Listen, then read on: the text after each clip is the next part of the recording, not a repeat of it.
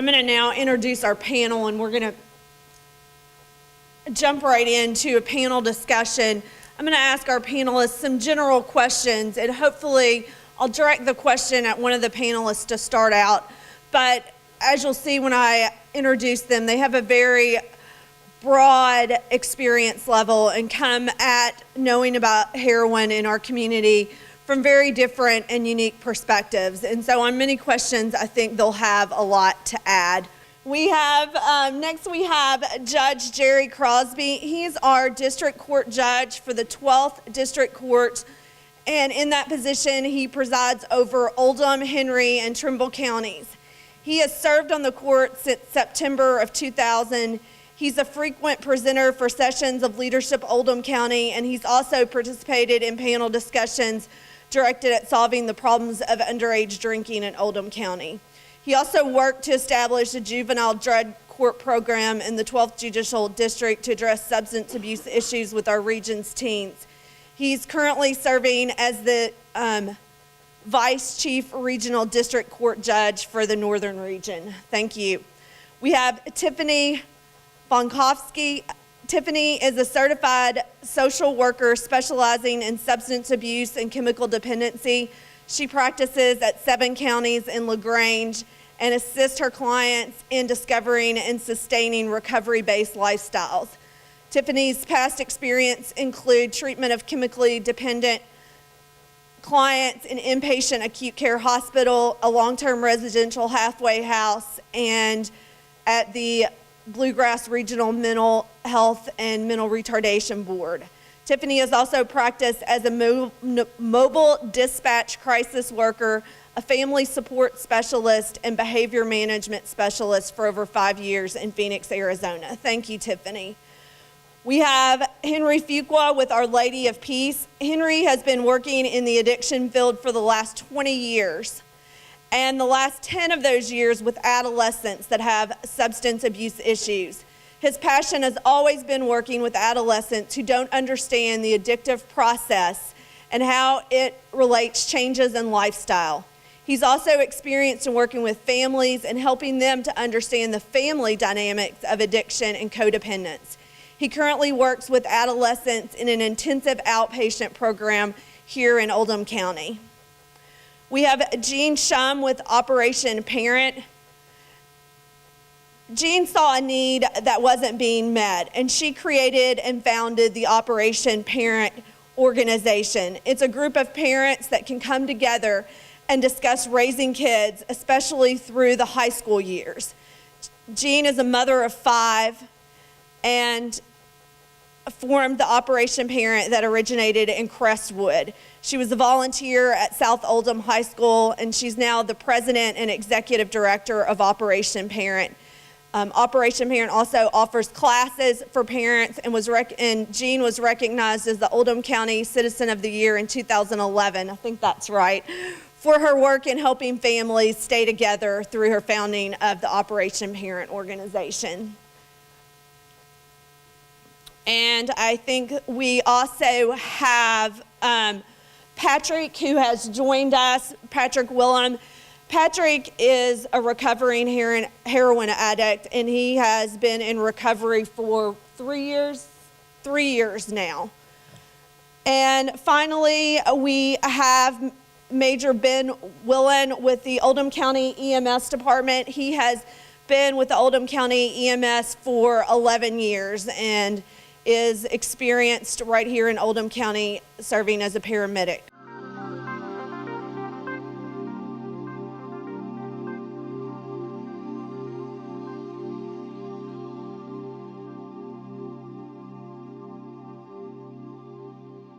Heroin is a synthetic drug. Morphine is from the opium plant, and heroin is a synthetic drug that was originally developed actually as a painkiller, and in the early 1900s was sold as a painkiller, and was marketed as if it was not addictive, kind of similar to the OxyContin story that we all know. And the abuse potential was quickly realized. It is very addictive. one of the main reasons it's so addictive is because of how it's used. If you inject a drug or if you smoke it, it gets to the brain fast, and so the euphoria is very intense. And then once a person becomes addicted to heroin, they make more receptors for it, they become tolerant to it, and then if they are unable to get the drug, they experience very, very severe withdrawal symptoms. All right, thank you. I think that covered it. One of the questions that I had is how similar heroin is to prescription painkillers, because we've had and heard a lot about that epidemic of prescription drugs, and I've heard about some relation between those two, and maybe you could kind of follow up on that and explain some about that. Back in the 90s when I trained, we were training in the midst of a very strong pain, what I would call a pain movement. And so doctors were encouraged to pay attention to pain more, and I can tell you that we were taught that it was very rare. Addiction was very rare in people who use these narcotic painkillers the way that they're supposed to. And now we know that that is not true. They're all very addictive and somewhat self-selecting, because people who are not going to become addicted to painkillers will have very serious side effects. They'll get constipated, itchy, nauseated. So if a patient comes back that they kind of like the painkiller, then we need to be worried. So a few years, I guess it's 2 years now, Kentucky passed a law to sort of crack down on the prescribing of pain medication, close and pain mills. And so the people who sell heroin realized this was a major opportunity to come in and start selling heroin where people could no longer get the pain pills. And it's cheaper, and it works faster, and it's very dangerous. But overall, I mean, they're all the same.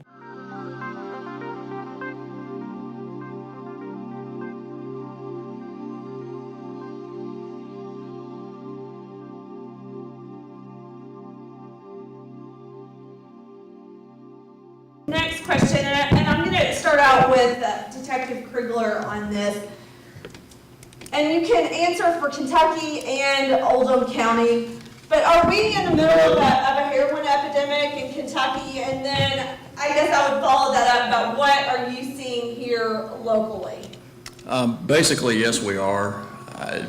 Like Dr. Rutherford said, once they started shutting down the pill mills and prescription pills were harder to get access to, users switched over to heroin, and heroin has increased in Oldham County, definitely.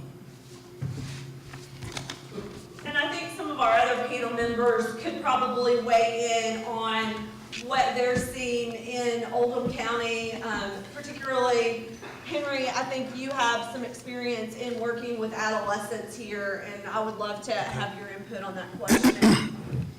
I do an intensive outpatient program in Oldham County, basically work in the school system. And there's no question in my mind that we are dealing with a heroin epidemic here in Oldham County. And the reason why I know that is because every week I ask my kids, what's going on out there? What types of drugs are kids using in school? They resoundingly say, Mr. Henry, it's heroin. There's no question about it that it's heroin. And one of the kids that was in my program had reported to me that on any given day in school, he can go to 7 different people and buy heroin. So there's no question in my mind that it does exist and it is an issue, and there's more and more kids that are beginning to be addicted by this drug every single day. So it's here to stay, it's not going to go away, and we just simply need to address it, period. And I'm sure almost everyone on the panel has some knowledge of what's going on in Oldham County, so I'd like to address that just kind of to everybody too. Maybe Major Willen, are you all seeing on EMS overdose rates here? What is going on with your department? We averaged about 82 overdose runs in the last 10 months. With that, 37 of those administration of Narcan. Narcan's it's a reversible agent for an opiate-based medication, heroin, prescription pills. It does not account for deaths related to heroin or any other substance that people have taken. So we have seen a slight increase. With that being said, it needs to be addressed. And this is one of the biggest ways to get it addressed, is get it out to the community and let them know that it is here and look for the signs of people using it. It's happening in Jefferson County. It's even worse in Jefferson County. And my husband works as a police officer in Jefferson County, and they are seeing several they're getting calls on several overdoses every week. And there's not, I mean, as you know, that we're adjacent county, so it just makes sense that it's here, and it's probably going to get worse, unfortunately. Jean from Operation Parent, are you having parents ask more questions about heroin? What has your organization done recently, if anything? What we're noticing at Operation Parent is we're taking more and more calls at the office. I think our guidance counselors in the school system are starting to promote Operation Parent more as a resource for parents. So we used to get a call or two every other week. Now we're getting daily calls from parents who have concerns about issues. They're trying to figure out what's going on. They're calling and saying, something's different with my child. The school has called me, so-and-so's told me they're concerned. So no one has come out and said, I think my child has a heroin problem. But what they are doing is finally starting to turn and make calls and say, we think we may have a problem at home. What do you recommend? So it's a process for parents to actually get the words out. But I think awareness is slowly being raised, and we're slowly getting educated. I wish I could tell you they were knocking the doors down, but it's a tough issue.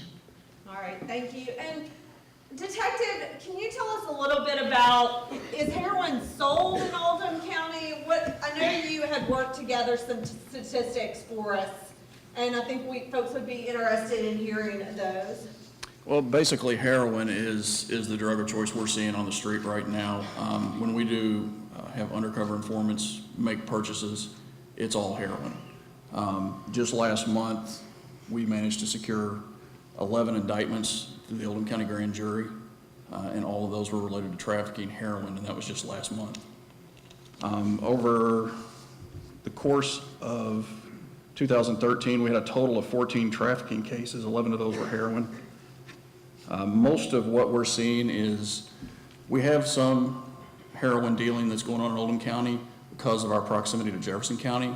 A lot of the users here are able to go into Louisville to purchase the drugs and then bring them back into Oldham County. So we're also having a lot of instances where we're having a lot of possession charges because they've gone to Jefferson County, purchased them, and came back into Oldham County, and they'll be stopped on traffic stops and whatnot.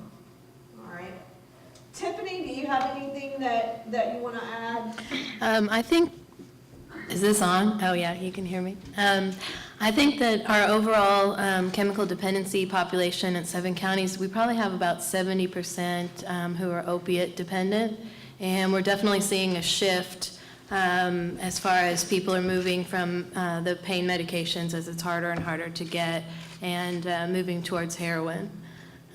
So it's definitely, we're seeing the increase all over the place. And then the associated health concerns, which is pretty dramatic.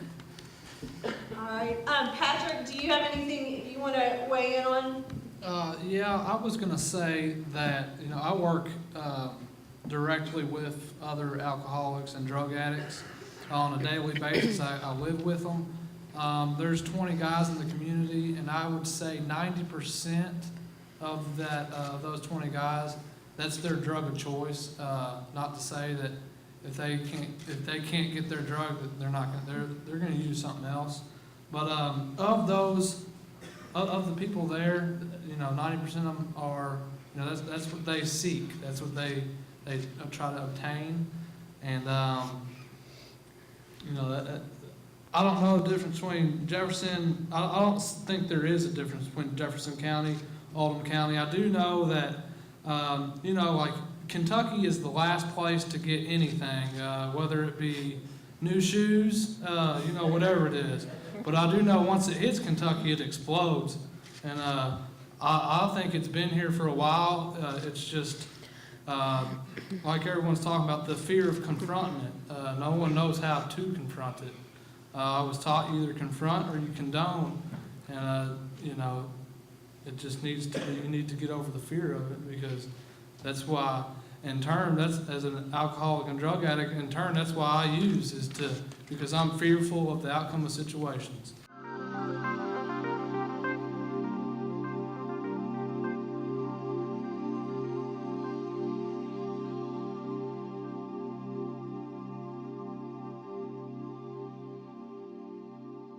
All right, thank you all. And so now we're going to move in a little bit to what does heroin look like? Because quite frankly, I, before tonight, may not have known, and I found these pictures on the internet, and they may not even be accurate. And so if you Google, this is what you're going to see, but this, like I said, may not be accurate. So I wanted some of our folks up here to address how is heroin being bought and sold here? What does it look like? I know the quantities are fairly small when you're dealing it. And so I'll start with the detective, and then I'll move to Abby and Patrick and let you all talk about it a little bit. Most of the heroin we've seen here recently is all in powder form. At least that's what we're seizing, is powder form heroin. It'll be either white or off-white in color. We did have an alert from, I believe it was the Lexington Metro Police, that they've been seeing heroin in a small blue pill form. And that's been recently seen in Lexington, so they sent an alert on that. But most of what we're dealing with in Oldham County is in powder form. And that's the white powder, because I know there's two different kinds, right? Kind of a tar and then a white powder form. Yeah, most of what we're seeing is the white powder form. Okay. Abby, do you want to kind of address how did you buy it? What did it look like? How was it, packaged? Basically, it's a white or brown or even a gray kind of color. It can be powder, it can be rock.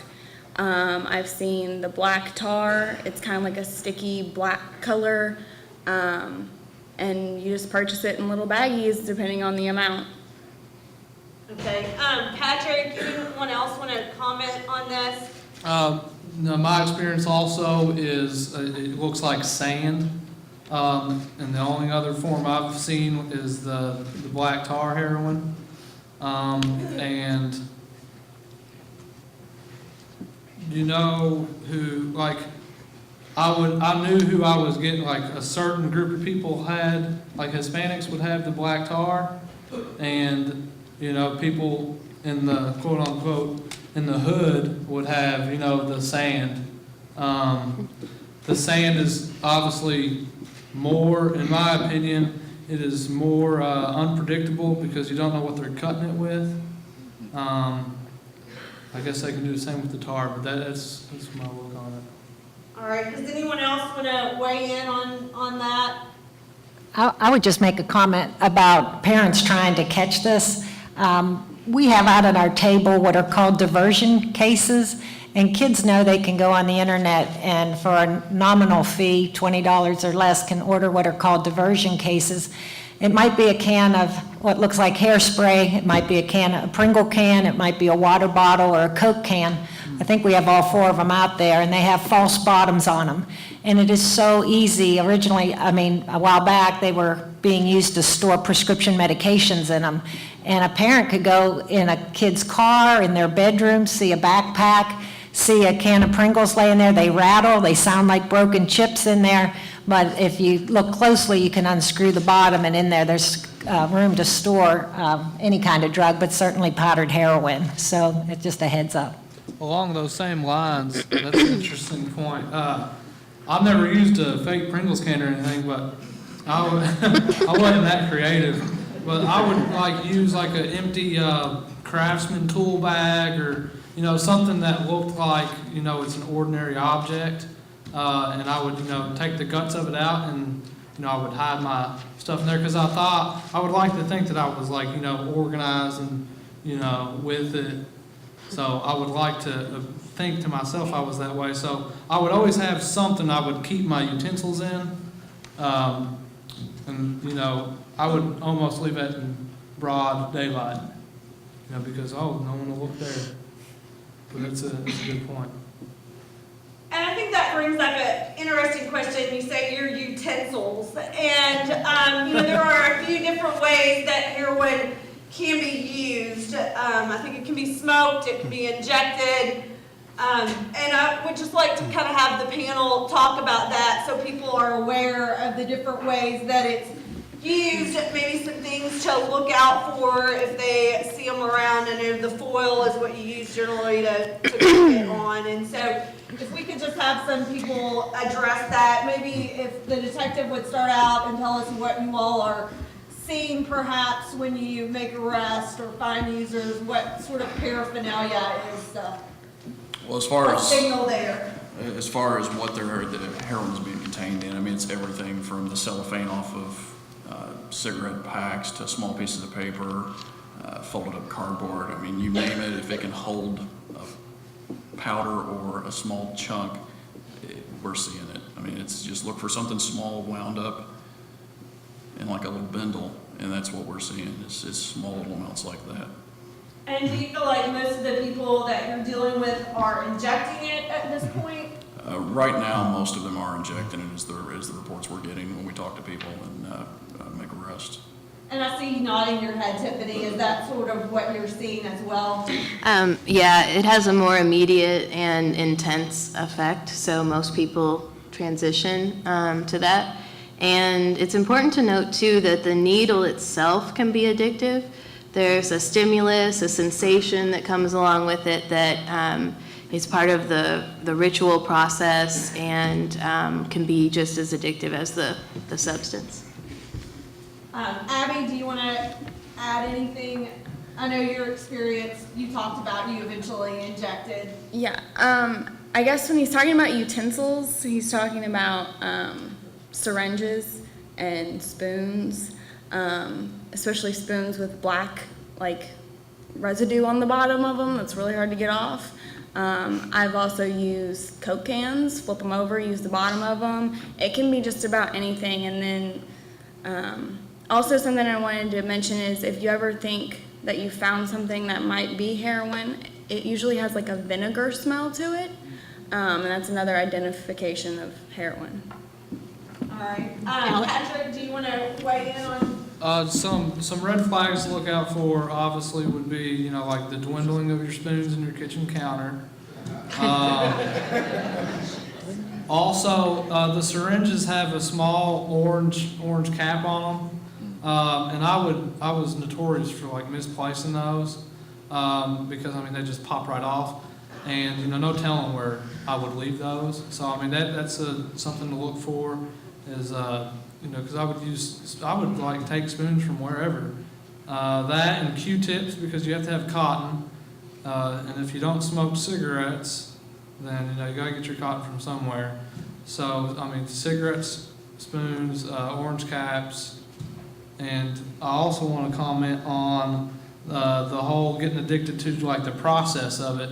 There have been many times, I would just go through the whole process to try to, trick my mind, even if there was no heroin in it.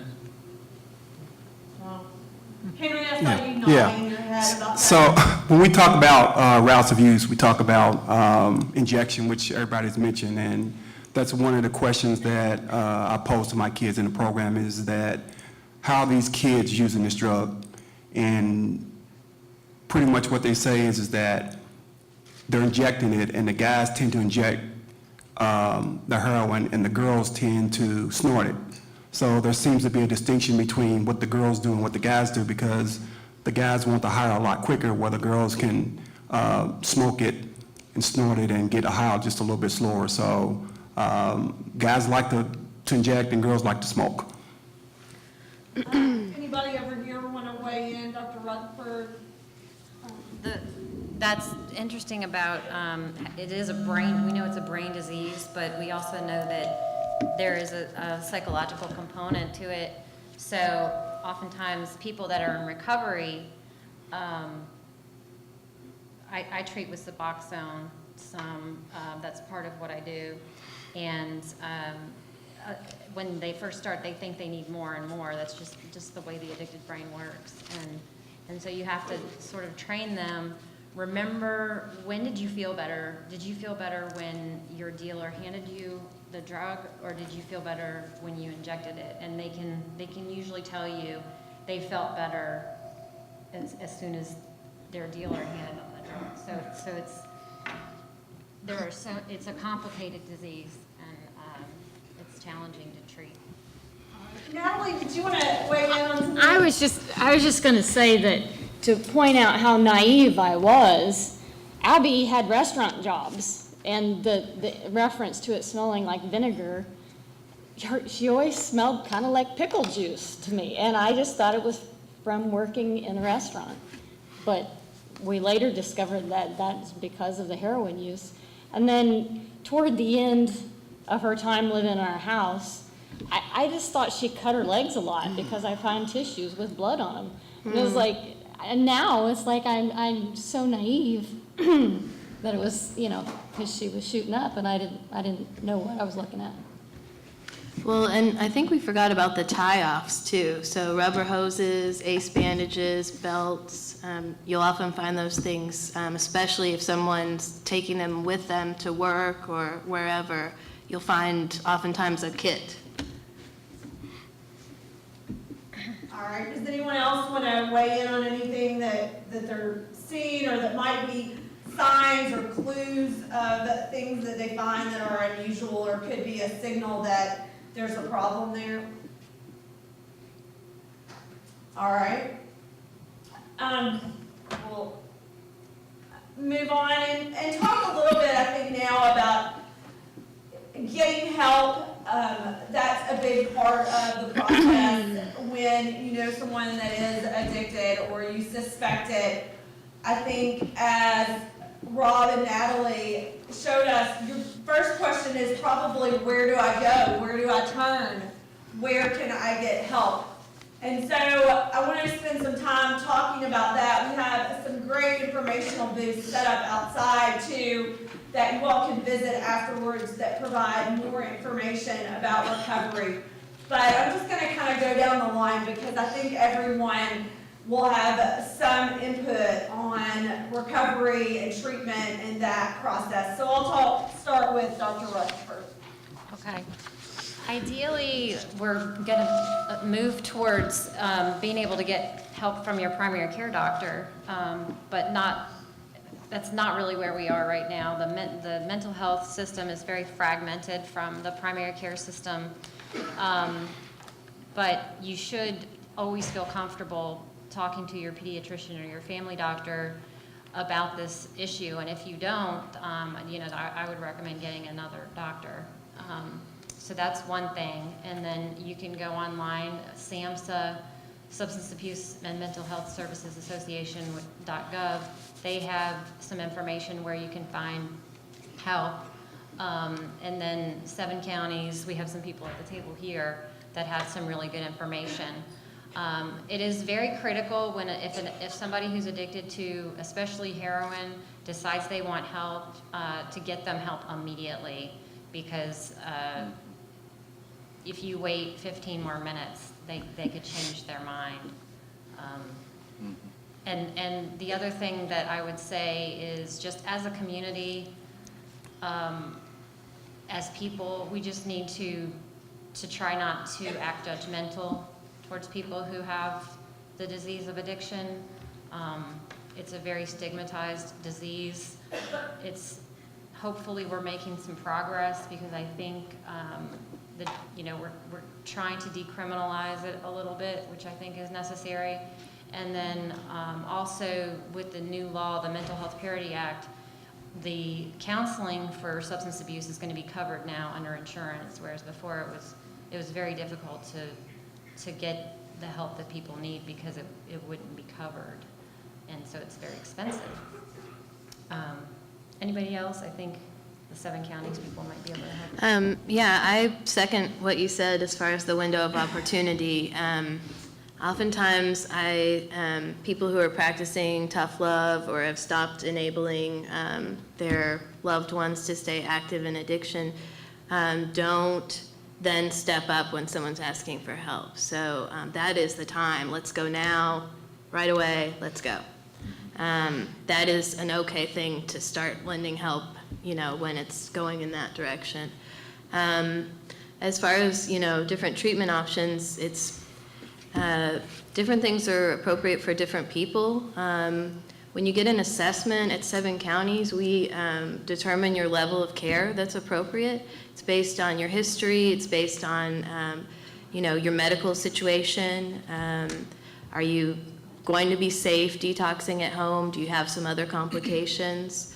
But it's always an individual choice that really needs to account for a lot of different factors.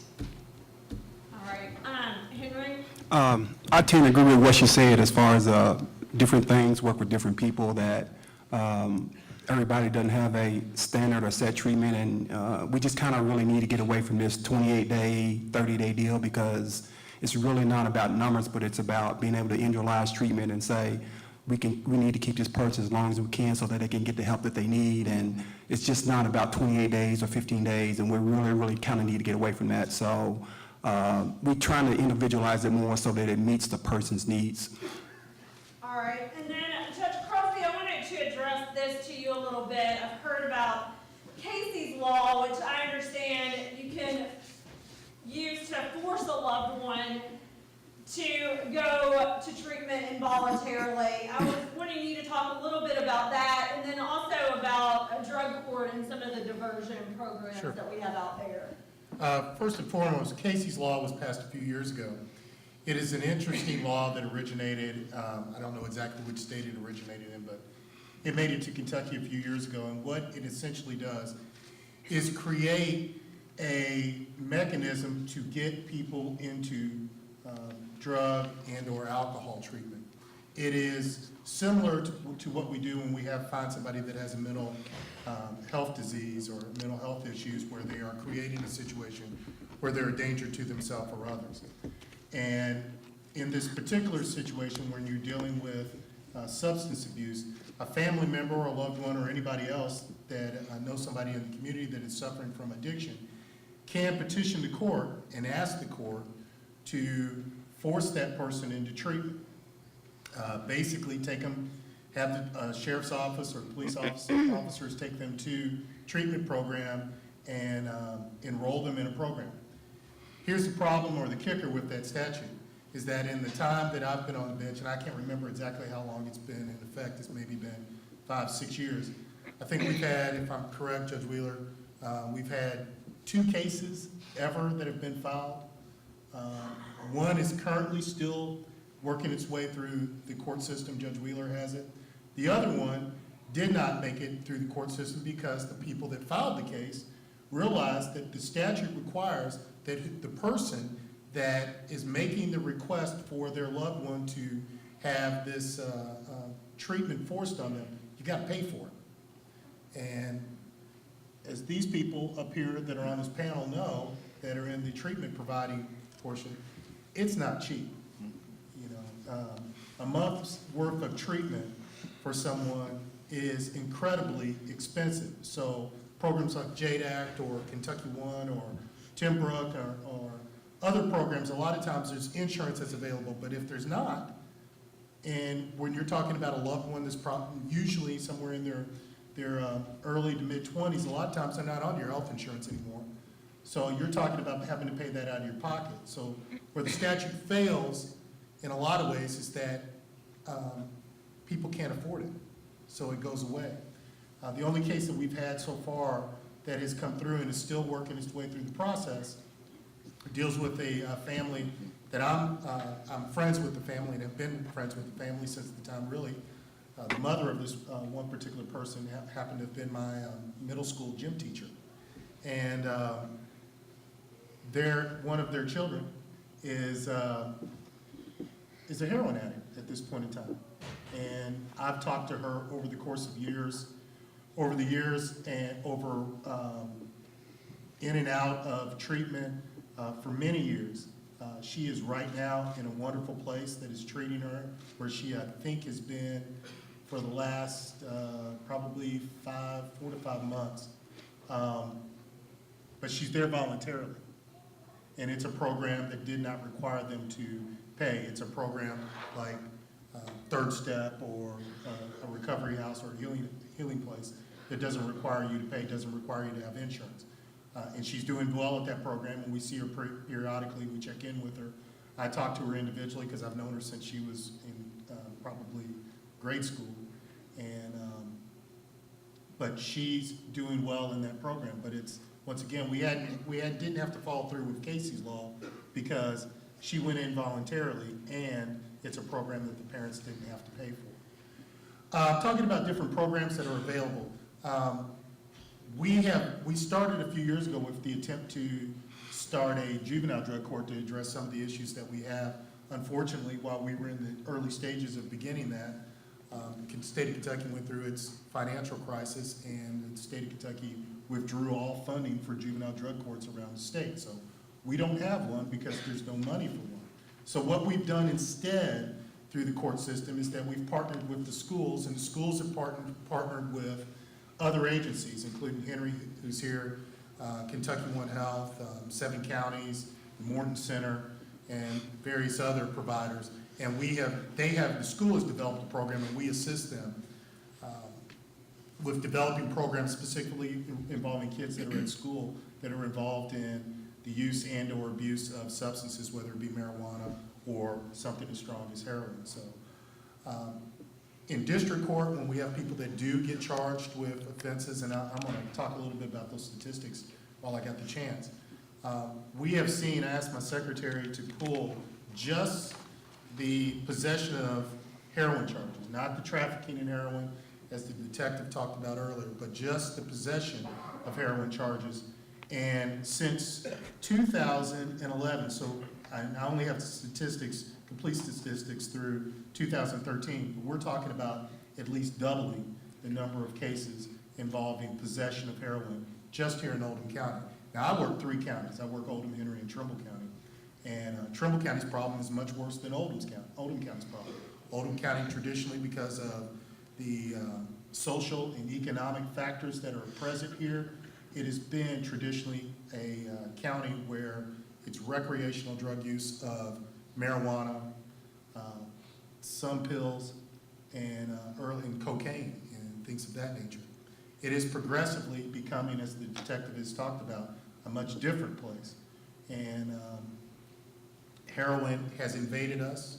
It is here, and we don't have a good solution for the problem right now. And I've gone through more training than I can probably even accurately count on how do we deal with the problems of addiction in our community, and I still don't have a good handle on it. We do have a drug court, an adult drug court that Judge Conrad runs. She's been doing that for several years. It's a wonderful program. It does a good job of what needs to happen in a lot of ways is for those people that are involved in the use and or abuse of heroin or other drugs to learn, number one, what is the underlying cause in their lives for their use. Why did they start, as Abby talked about earlier? Why do you start? And then the second part of it is how do we get some help? And bringing together the providers and the person together. And for those not familiar with drug court, is that pretty much a diversion program where you agree to go? Drug court is, and there's drug courts all across the country, and you can obviously Google them or go and visit Jefferson County where they run a huge program. But Judge Conrad does do one here in Oldham County. It meets once a week, and if you are in the drug court program, you are expected to show up every week, talk about the issues that are going on, be prepared to meet with counselors. You've got to come in and you've got to show a job. You've got to show, or if you're not working, you've got to show that you have community service work that you're working on. There are graduations, and there are also demotions in the program. The purpose is, and I brought this book with me that I got when I first started on the bench, but the purpose is to get to part of the underlying causes is to teach personal responsibility. And that's where we find the solutions to addiction is in, number one, treating or figuring out what the underlying cause is, but then also teaching personal responsibility and being accountable not only to yourself but to the other people around you that are in the group. All right, thank you.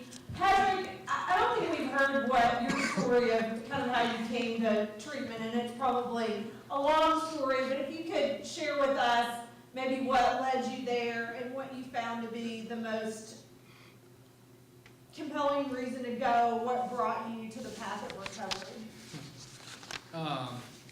You know, I'll struggle with addiction and alcoholism my whole life. I'm aware of that.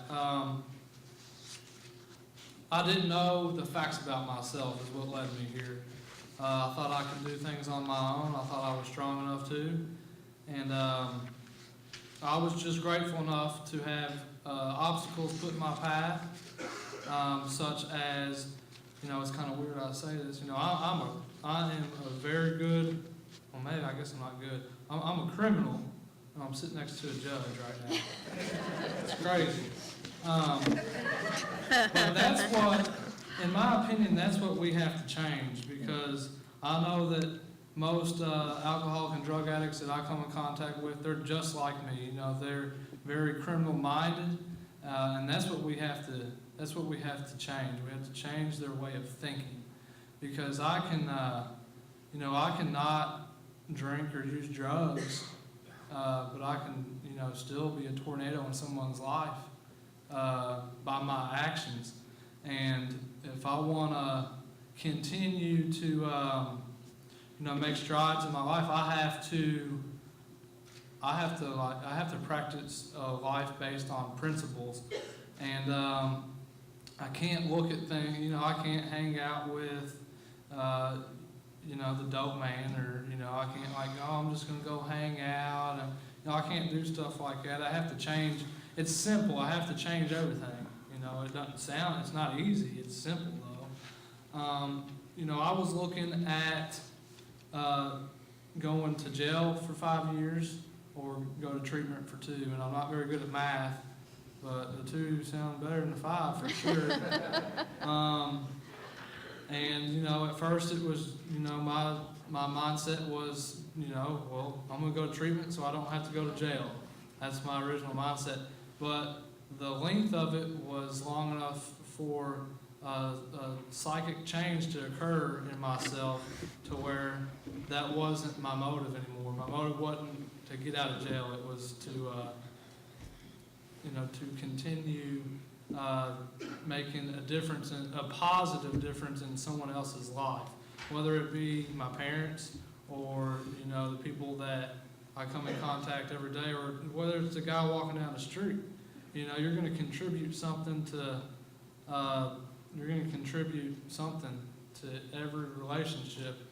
You know, you've got the power to choose if it's going to be negative or positive.